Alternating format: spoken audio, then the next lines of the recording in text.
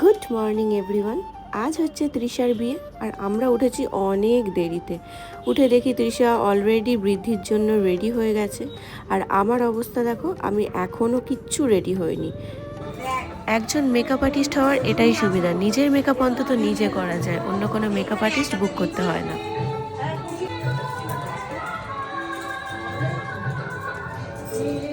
এই দেখো আমাদের ব্রাইড এখানে বৃদ্ধিতে বসার জন্য একদম রেডি, আর ওই ফাঁকে আমিও স্নান টান করে রেডি হয়ে নিচ্ছিলাম।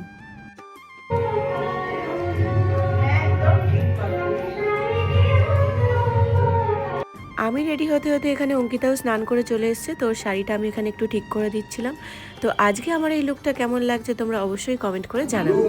নিচে এসে দেখি তৃষার অলরেডি বৃদ্ধি স্টার্ট হয়ে গেছে, আর আমাদের যেহেতু উঠতে অনেকটা লেট হয়ে গেছিলো, তো এখানে আমরা একটা জায়গাতেই ব্রেকফাস্ট নিয়ে জলদি ব্রেকফাস্টটা কমপ্লিট করে নিলাম। ব্রেকফাস্ট কমপ্লিট করে আমরা চলে গেছিলাম সৌরভদার বাড়িতে। সৌরভদার ওখানে আশীর্বাদ শুরু হয়ে গেছিলো, তো সেখানে আমরা একটু দেখা করে চলে এলাম। এরপর বরপক্ষের লোকেরা কনেপক্ষের বাড়ির সামনে দিয়েই যাচ্ছিল জলসইতে।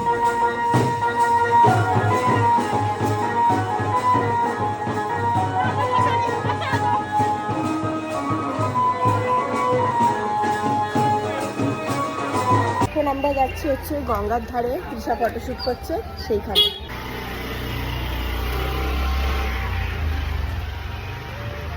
গঙ্গার ধারে এই ভিউটা দেখো কত সুন্দর, এখানে গিয়ে একটু বসলেই না মনটা পুরো জুড়িয়ে যায়। এখানে কিছুক্ষণ সময় লেগে গেল, তৃষা এখানে ফটোশ্যুট করছিল। তারপর বাড়ি এসে দেখি গায়ে হলুদের তত্ত্ব চলে এসছে, আর এখানে তত্ত্বগুলো সব সাজিয়ে রাখছে।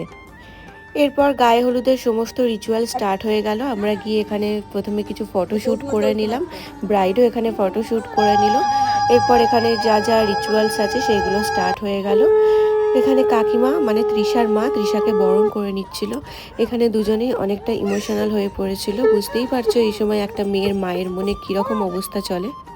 এরপর এক এক করে সবাই গায়ে হলুদ দিয়ে দিল। এরপরে ফটোশ্যুট ভিডিও শ্যুট করতে করতে অনেক বেলা হয়ে গেছিলো আমাদের খেতে খেতে।